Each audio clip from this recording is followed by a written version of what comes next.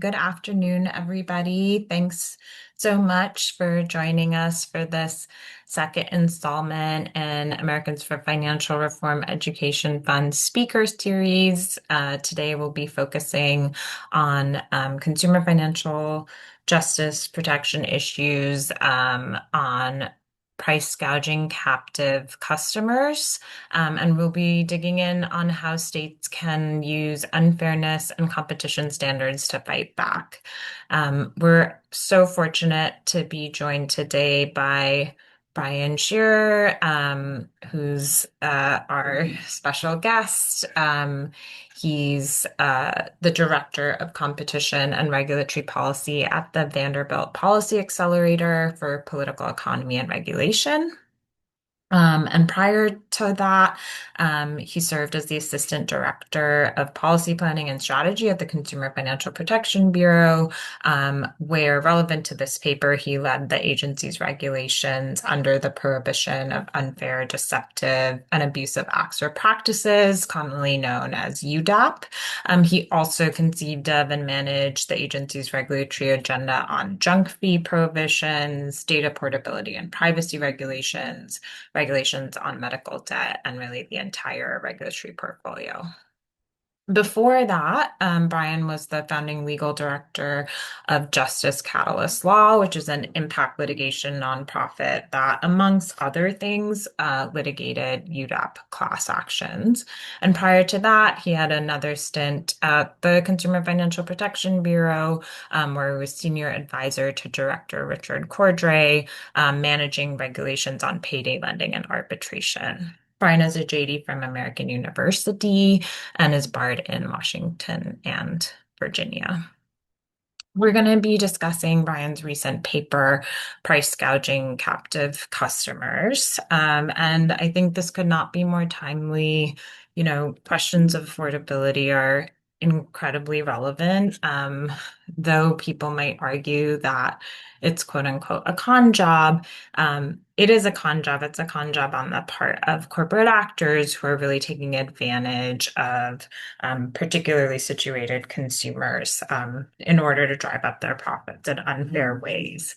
And so it does feel like an essential part as we all try to think about how we're taking on corporate power to better understand the mechanisms that are being used by corporations in this current moment, to be able to extract more and more and to also drive up the cost of living for all of us. I think it's something that we all feel and we know is happening, but being able to understand in greater detail what exactly allows some of these practices to occur is sort of the first step in being able to actually hold these corporations to account. So we want to be able to do both of those things today, and go through some of the findings on exactly where this is happening and how, and then also what are the opportunities that different actors have to be able to take this problem head on, because there are tools at our disposal. So really excited to get into it with Brian, and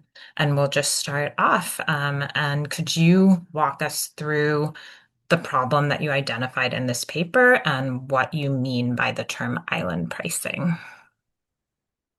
Sure. And thanks for having me.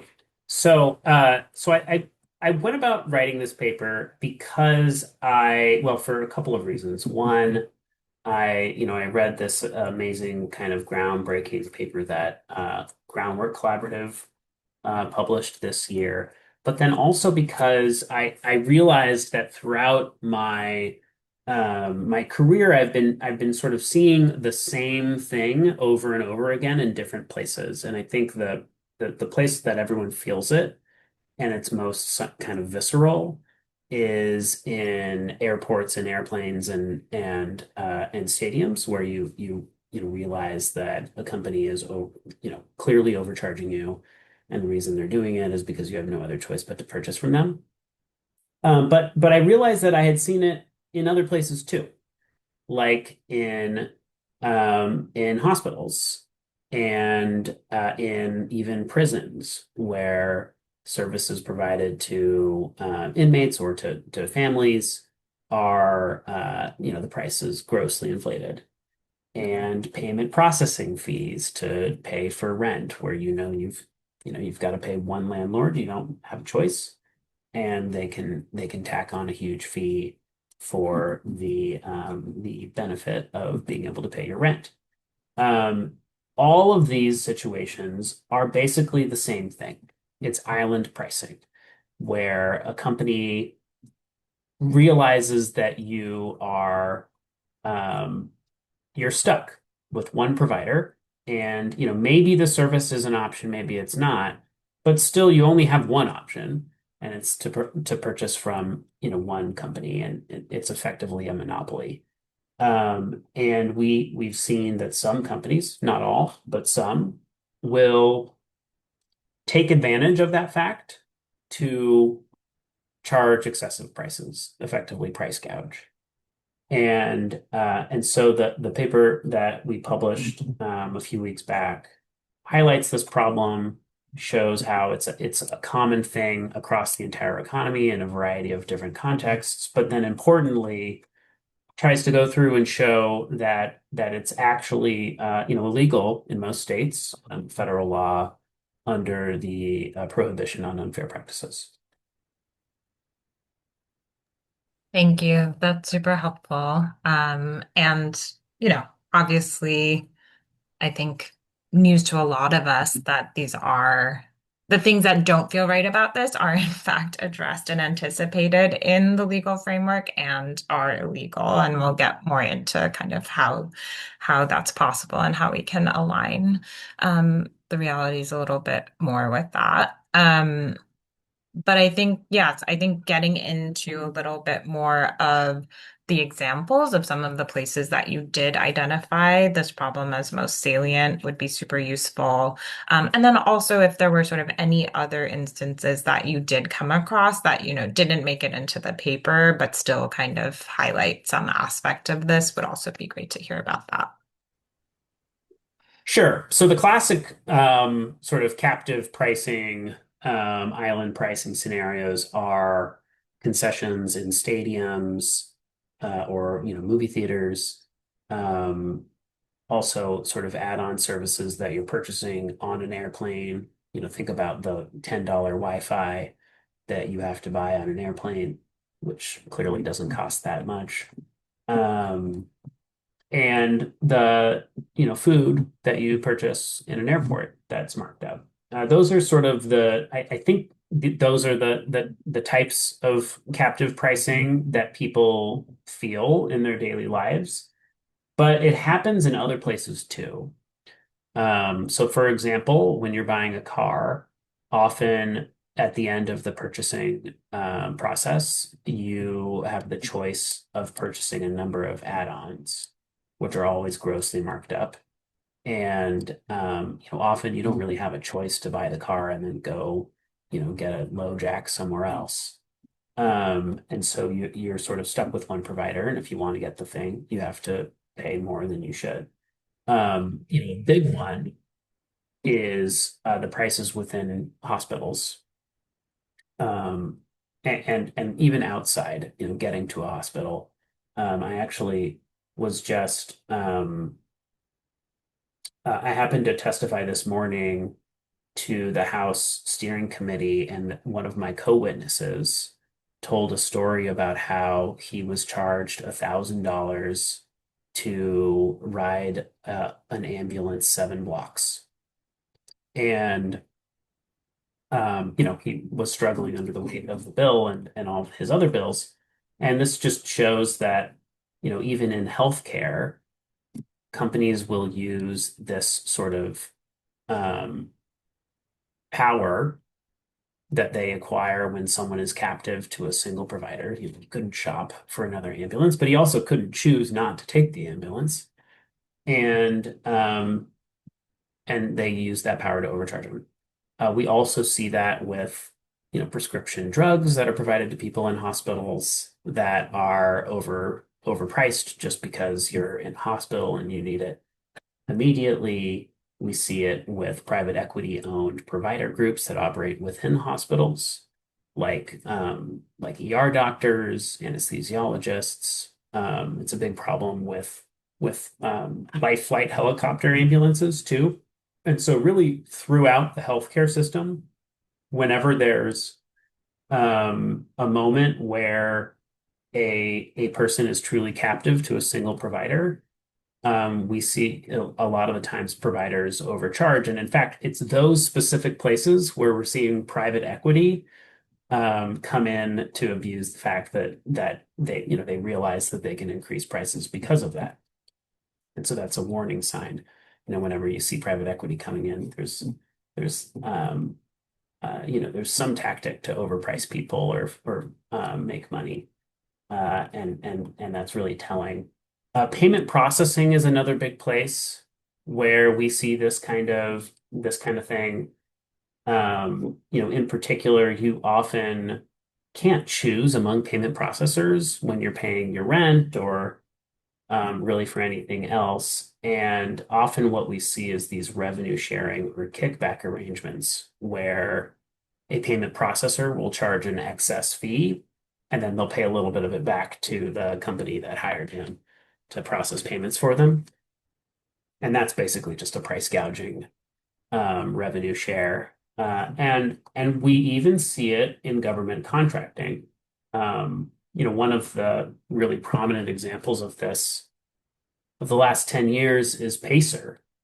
Pacer charges up to $3 per page or per document to access electronic files that are supposed to be publicly available. And of course, the reason is because there's only one place you can get those records, and there's even been cases on that. And so it really is across the economy. I'm sure that there are many other examples that I haven't thought of, because it seems like it's everywhere you turn. Thank you, Brian. That's a really helpful rundown. And for the audience, we'll also have towards the end an opportunity to do some Q&A, and we'll also be asking you to let us know if there are places that you can think of that you've experienced this, because I think it's very much the case that we all have encountered this and we haven't necessarily had the term or the framework to be like, hey, this is what's going on. And so, yeah, would love to kind of generate from everyone on this call other places that this is becoming more and more prevalent. I think it's also super useful, Brian, to kind of have that breakdown of, there's like literally island pricing is this sort of spatial metaphor, and there are these places where you're very much in that, right? Like if you're in the air, on the airplane, if you're in the stadium, out of the grid,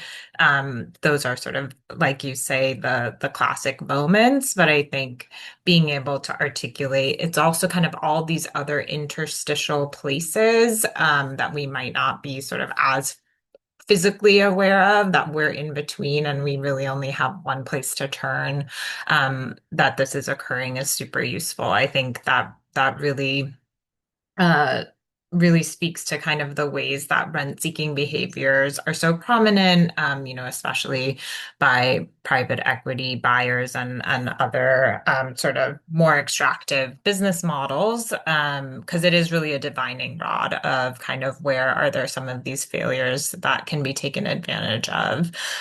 It really brings to mind, I think we're encountering a situation. I'm based in New York, and there's sort of a situation where for everyone who relies on the family caregiving or the consumer directed home care program, which is, hundreds of thousands of clients across New York State, that was a situation where there were 600 different fiscal intermediaries that people could choose from that would manage, you assembling your care team and making sure they got paid on time, really paid with public dollars through Medicaid. And New York State turned that into one single fiscal intermediary. A private equity firm bid and won that contract. And some of these practices that you're describing immediately have started to take in effect. So I think having the articulation of like why, in addition to some of the other pull factors that I think people are really familiar with, real estate that you can sell off really quickly or other kinds of assets, really identifying these captive audiences as another asset that can then be extracted from is super helpful. So really appreciate that. I think what I'd love to get into more is just, yeah, and I think in your paper you identify like private equity firms as one particular kind of actor that is really specifically interested in profiting in this manner.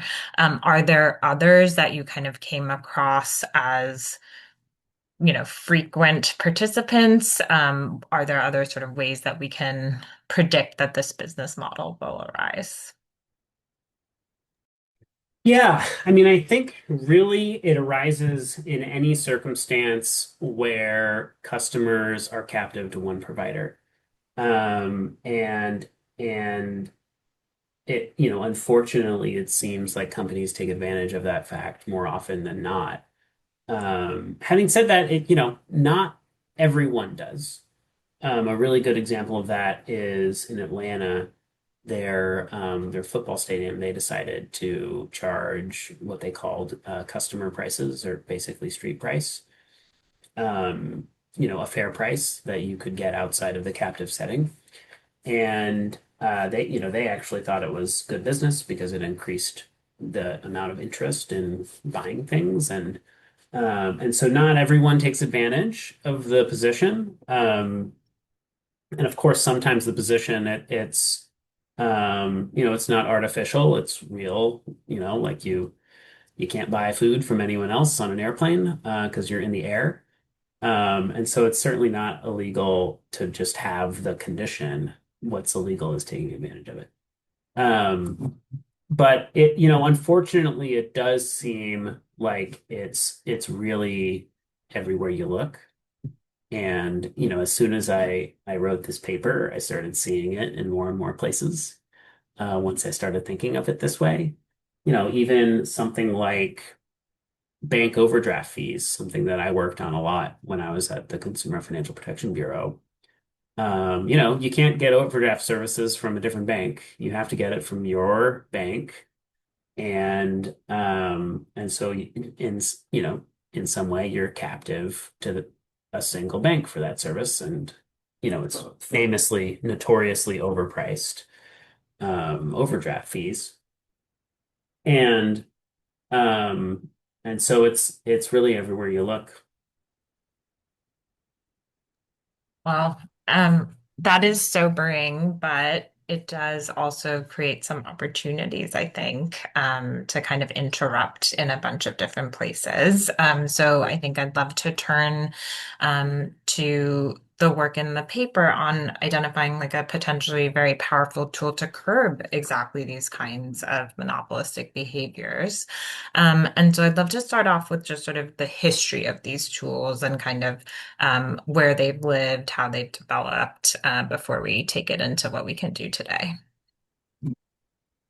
Sure. So the paper that I focused on was, or the law that I focused on in the paper is the prohibition on unfair acts or practices, which has a long history starting in 1914. So it's pretty old. When the Federal Trade Commission was created, Congress created this broad standard called the Unfair Methods of Competition, which broadly prohibited um, um, illegal or untoward practices in business without prescribing very, discrete prohibitions. The idea was that, as soon as you draw a line about, what's a shady business practice, businesses will be able to work their way around it. And in fact, Congress had a pretty long debate about whether to do very specific prohibitions or whether to do a very broad one. They decided to go broad. And but very quickly, the Supreme Court sort of curtailed that authority and ruled that it couldn't reach consumer issues, only sort of competition, business to business issues. And so Congress responded by amending the law to prohibit unfair acts or practices against consumers.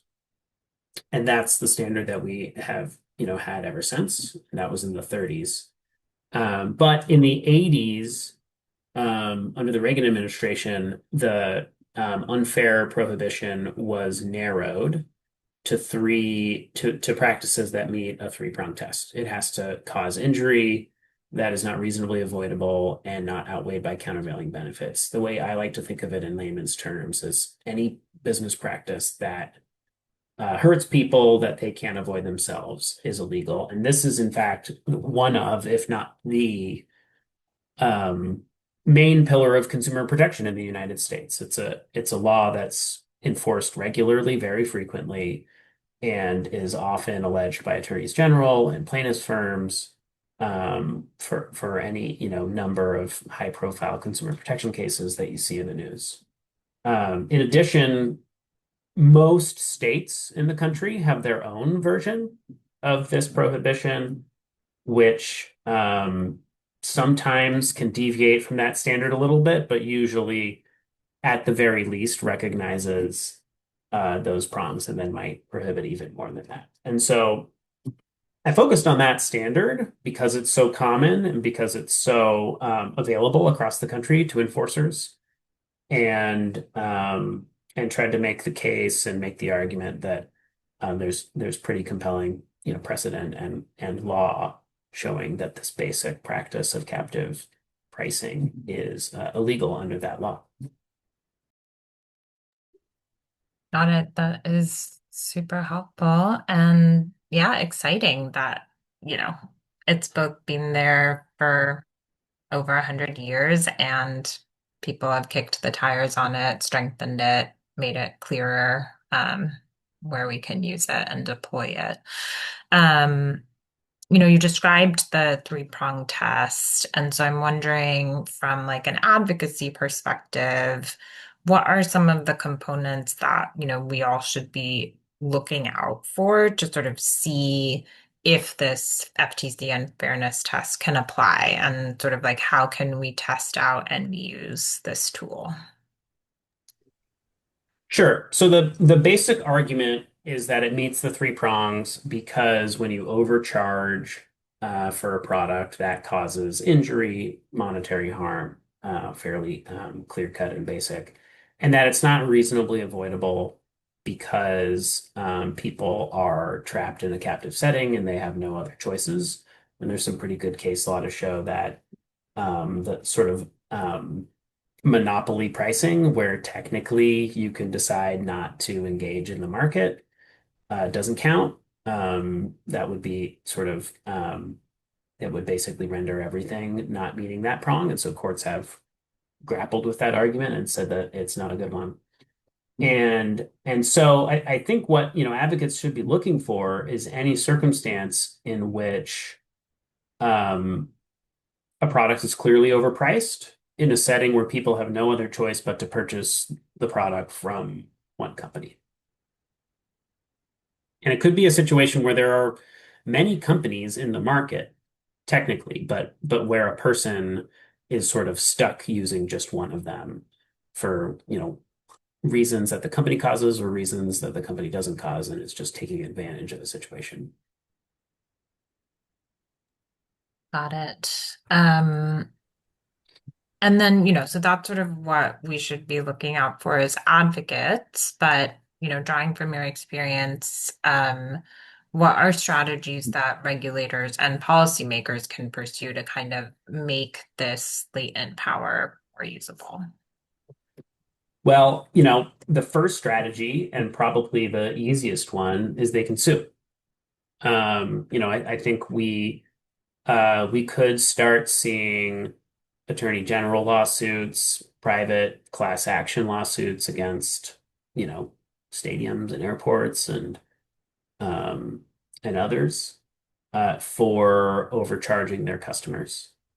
But in addition to that, regulators could and do have the authority to issue more specific prohibitions under the standard through regulations. So they could do that.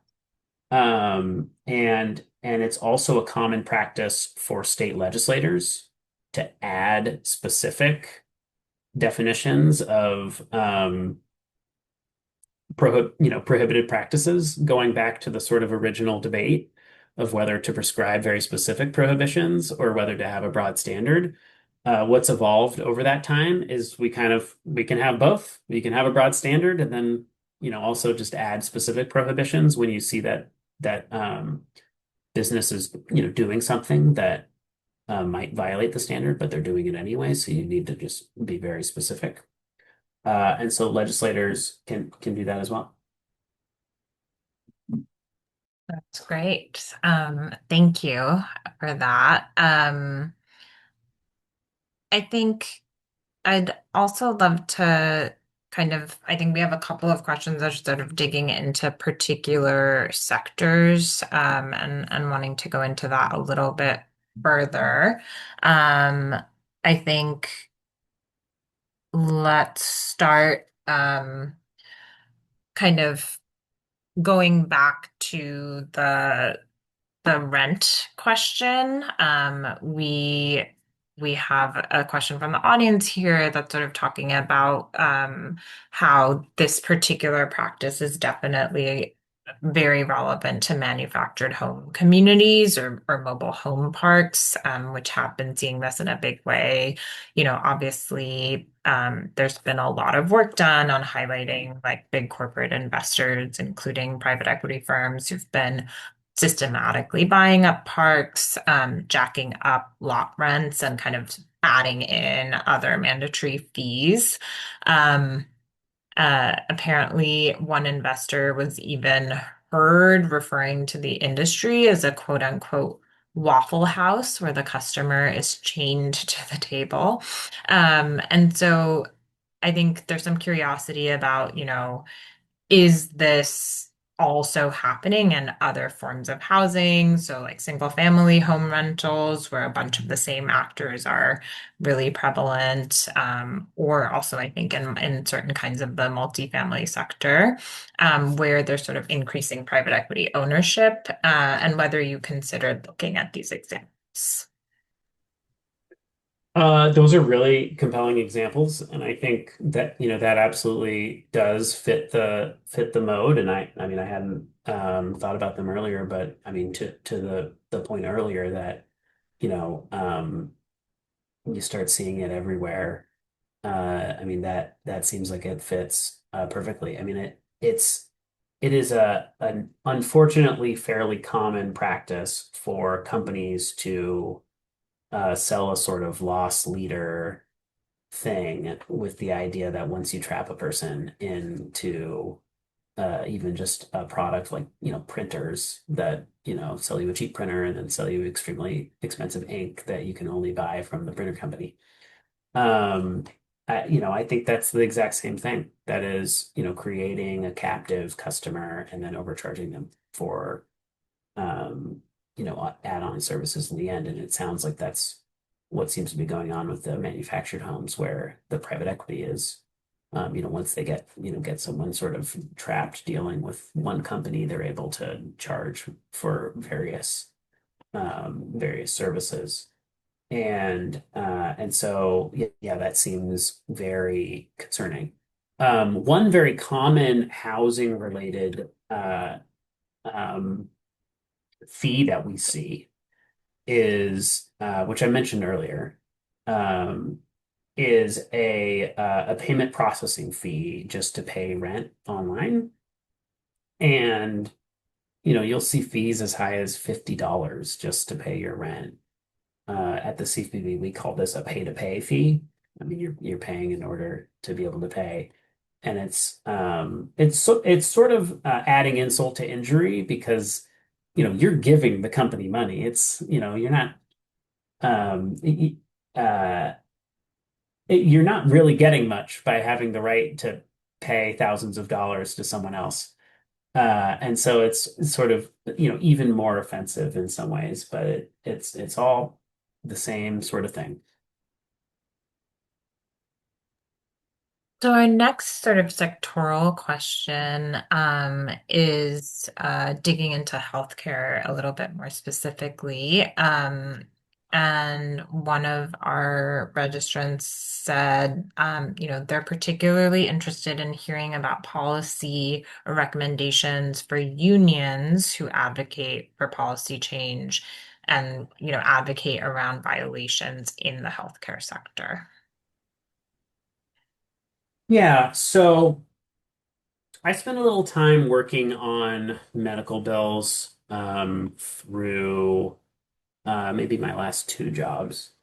And one thing that I really liked to focus on and tried to advocate on was situations where people are not really signing a contract with a price for a service, and as a consequence, don't agree to the price, but then are overcharged on the back end. So you see this with, for example, anesthesiology, private ER groups that operate within a hospital, really the entire emergency room. And what you see is these, astronomical, what they call charge master prices. And the reason they're so high is both this captive customer problem, but also because they use the charge masters as the starting negotiating price for insurance negotiations. But of course, if you're, don't have insurance, um, you're charged the high, negotiating price. And and then even if you do have insurance, your price is inflated because they didn't price the product at the right level. They priced it at a fake level in order to give you a discount. Um, and so, one thing I think unions could do is focus on that. I don't know all the details, but I know many unions um, have relationships with the insurance company that's providing insurance to union members, and maybe they could get more involved in the price negotiations with hospitals to try to bring the prices down.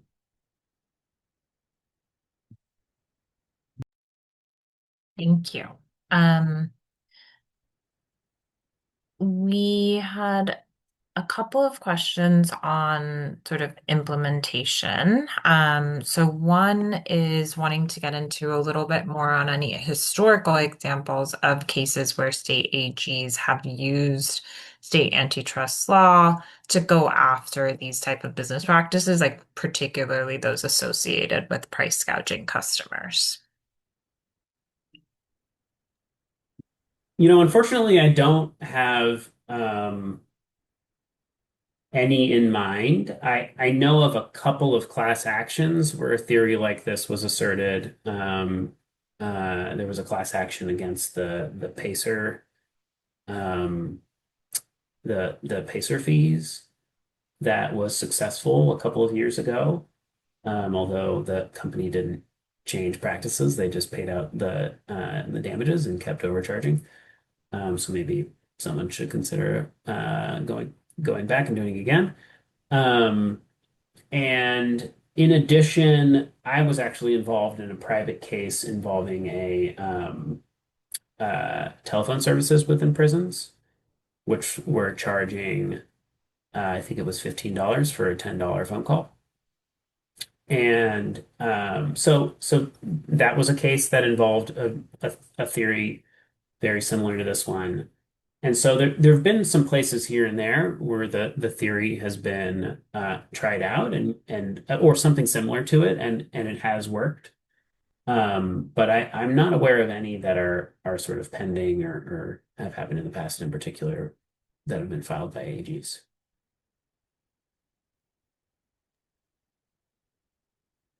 Thank you. Our next question is also sort of, and maybe the Pacer example speaks to it a little bit, but just if you could talk a little bit more about like remedies in these cases, either in practice or in theory, and in particular, what sort of injunctive relief might it make sense to ask for?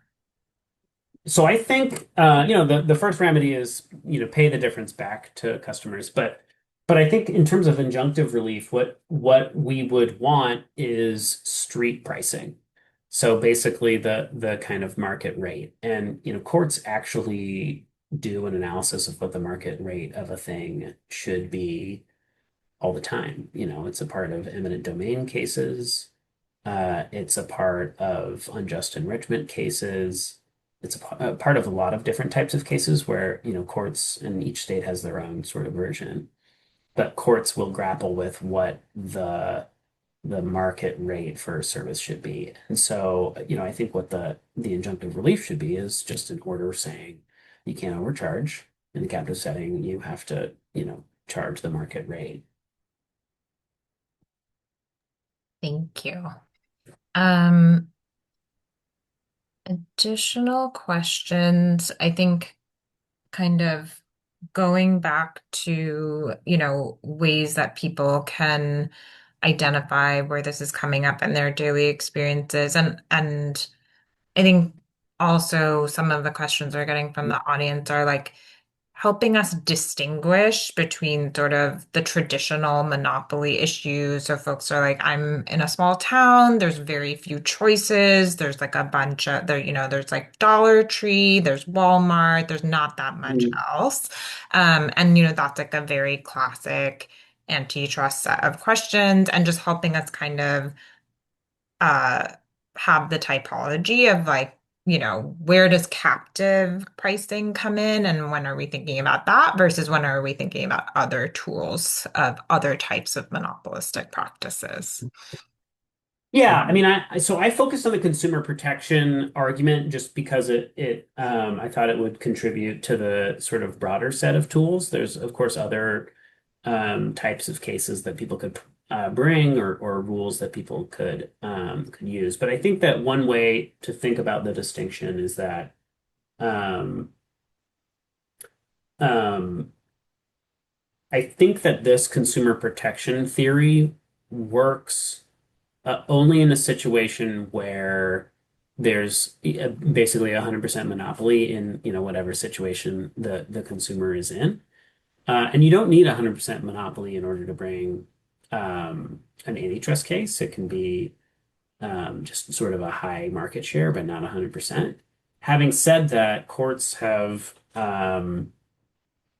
ruled that it's not illegal necessarily to have a monopoly or even use a monopoly.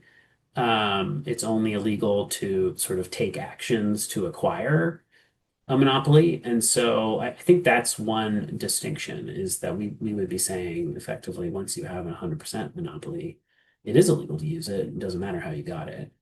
And that's as a matter of consumer protection law, not necessarily antitrust law. So I hope that's helpful because I do think there's like a lot of overlap. But it's sort of a Venn diagram. Thank you. I think this also fits into the Venn diagram of it all. I think people have been paying a lot of attention to like the rise of surge and surveillance pricing in, grocery stores and other types of businesses. And I think there's some curiosity about like whether these consumer protection angles, are you captive once you're in there, whether there's an application of this, or is that again kind of in complementary tools that deal with similar end results for consumers? Yeah, I mean, well, first I'll say I'm really worried about the surveillance dynamic surge pricing trend, and I really do think that we're headed there for everything. I think it's not a sci-fi dystopian thing. It's real that we will probably in the next 10 years find ourselves in an economy where everyone is being individually priced for everything based on data that the companies have on you, and in particular on your income and your sort of willingness to pay. And unfortunately, the CFPB tried to do something about this when we were in the last administration, primarily by cutting off companies' access to information about your financial situation. If you don't have that, you can't then price things based on the different financial situation of customers. And but that was, of course, reversed, like a lot of other things. And so I'm extremely worried about this trend, and I think it's very dangerous and scary, and just another way to jack prices up on people. In terms of whether the legal theory here applies to that, it would depend.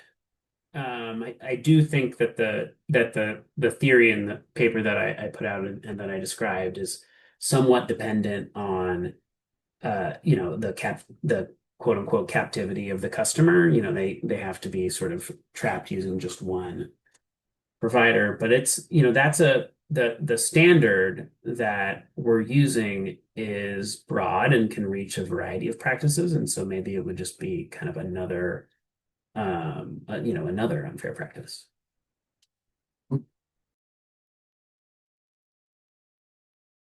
Thank you. Um, I think that we have gotten to um, all of the questions kind of focused in on this topic. I think by way of closing, I'd be interested in just hearing from you uh, two things. So one is just in terms of like getting more folks to test drive this legal theory. I think just wanting to underscore, the Waffle House quote of a customer being changed to a table at a Waffle House is obviously extremely gripping. People do not need to have like an expression of intent that is so vivid in order to be able to start attesting some of these claims. Is that right? Like, is it sort of being able to observe these conditions that meet the sort of captive pricing That's right. and being able to articulate it from there? Yeah, that's right. And I think one of the great things about this legal theory is that there's a private right of action and people can bring private cases themselves. And this is the kind of practice that is not particularly hard to see, right? I mean, I think you sort of feel in the moment when something is, um, you know, aggressively overpriced. Maybe if it's just like a dollar extra, you might not feel it and see it, and then that might also not be a great case because it's not, a huge price gouge, it's just a little one.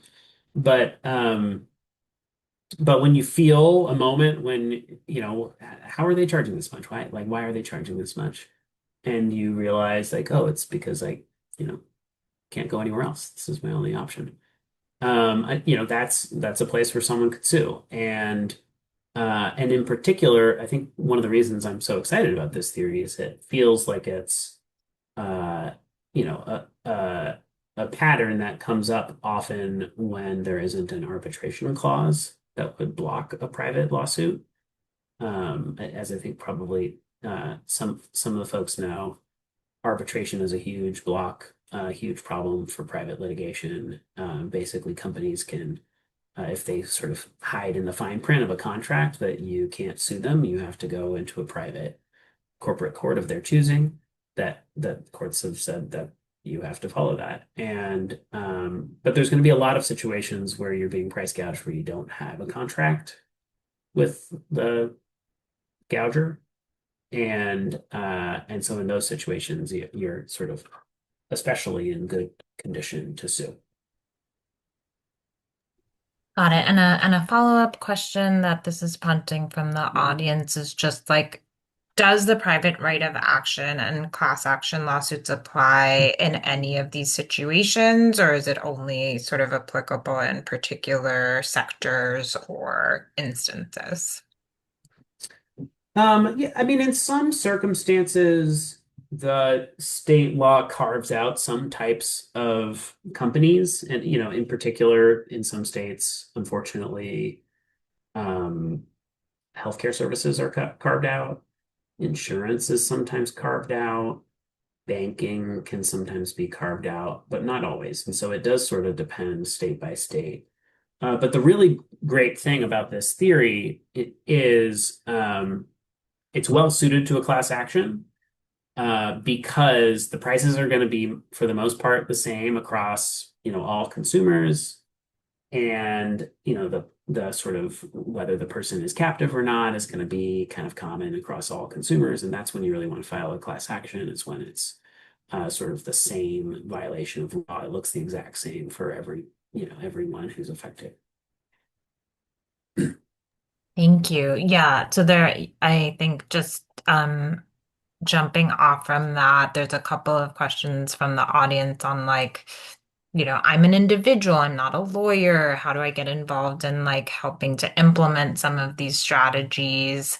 Do I need to start with a group? Can individual realistically sue? And I think just putting my sort of campaigning hat on really encourage people to think about like this is a collective set of Mhm. questions, right? And these cases are going to be more impactful and really like rise to the occasion if we're able to build the collectivities. And it's also a chance for us to flex that muscle of reaching out to our neighbors, reaching out to our communities, finding the organizations that are consumer financial justice organizations in, every state, kind of building out those relationships so that you, one, know that you're not alone. We're all experiencing these and being able to like build that networking and infrastructure and connect with each other is, I think, like baseline step one for us to be able to build the power to exercise these tools. So really encourage, those of you who are interested,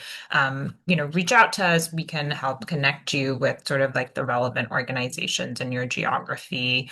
And we'll have a form up so you can ask us that question. And then I think, the question of like, how do we get our elected officials and other representatives interested in these tools? And Brian would love to hear what you think, but I think it is starting from, you've given us a really clear blueprint of how to do the issue identification. Like these are some of the places that we might be experiencing that we might not even know. And there's obviously really deep organizing on questions of like, for instance, people involved in the criminal punishment system where a bunch of these issues are arising, or, people that have been organizing on medical debt and other questions of affordability on the healthcare system. Like there is infrastructure there. So I would encourage folks to kind of tap into the existing ecosystem of organizations,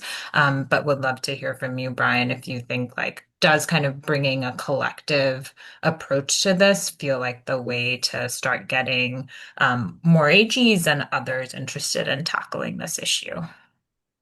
Yes, and absolutely. And I would add one point responding to, I think, the like last question we got, which is it realistic to be able to sue big companies who have more resources? So the answer is, yes, they have a lot of resources, but there is something wonderful about class actions, which is that there are law firms that will do them on contingency, which means that they will do them for free, except that they can get paid when they win the case, and the person who pays them is the company they sued. And so there are lots of plaintiff firms who do cases like this who are fearless and will get into court with, the big law lawyers who defend companies.